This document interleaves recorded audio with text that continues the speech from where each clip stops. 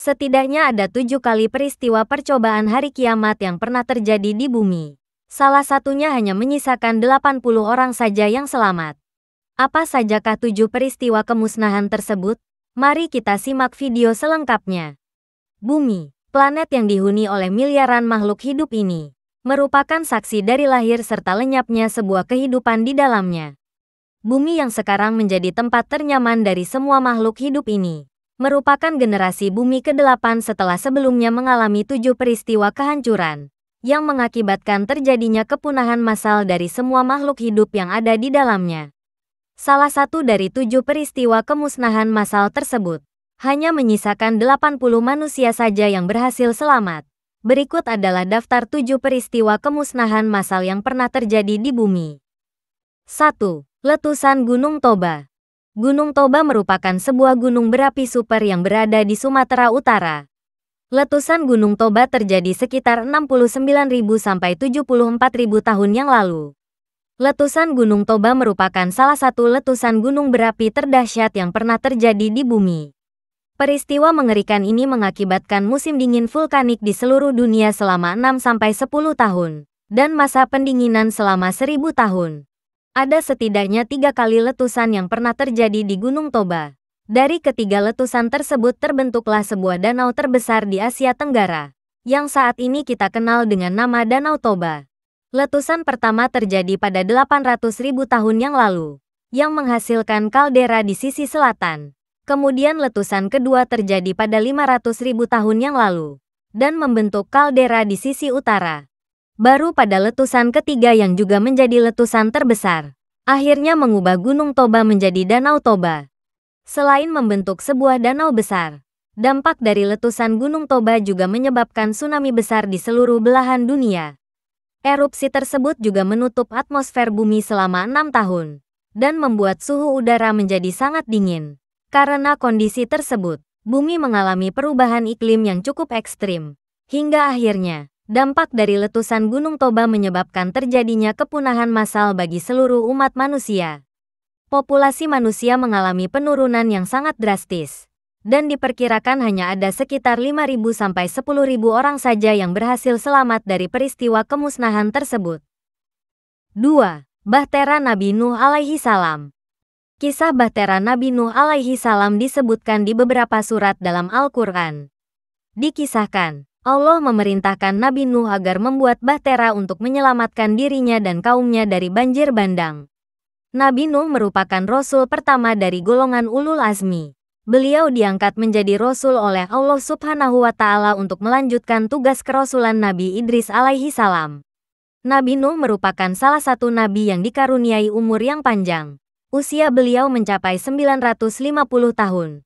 Beliau juga merupakan nenek moyang manusia kedua setelah Nabi Adam. Karena semua manusia di dunia telah binasa oleh bencana banjir besar.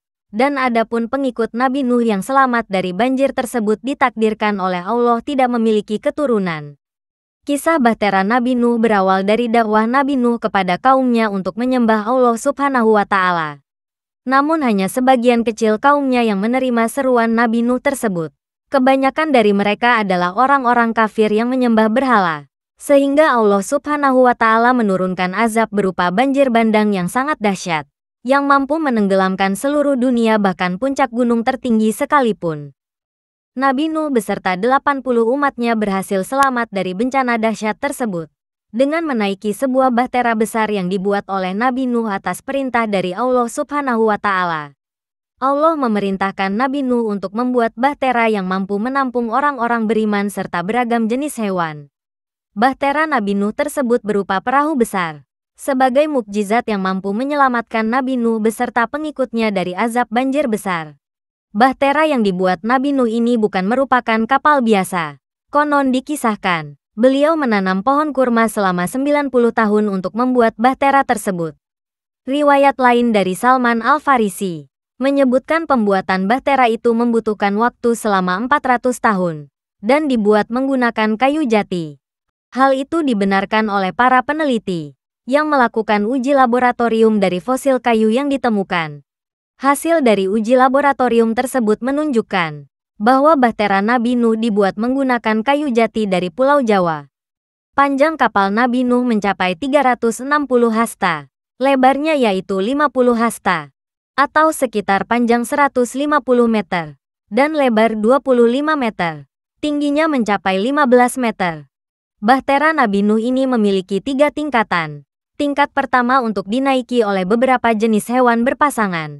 Tingkat kedua untuk dinaiki oleh manusia. Dan tingkat ketiga untuk kawanan burung. Setelah bahtera tersebut berhasil dibuat, Allah kemudian menurunkan hujan yang sangat deras. Bumi dipenuhi oleh air, dan banjir besar pun datang menenggelamkan semua yang ada di bumi. Kemudian Allah menenggelamkan seluruh kaum Nabi Nuh yang durhaka. Adapun kaum yang selamat dari banjir besar tersebut ialah mereka yang ikut naik bahtera Nabi Nuh, yaitu pengikut Nabi Nuh yang berjumlah 80 orang berpasangan, serta terdapat kawanan binatang dan burung yang ikut di dalam kapal tersebut. 3. Kepunahan kapur Paleogen.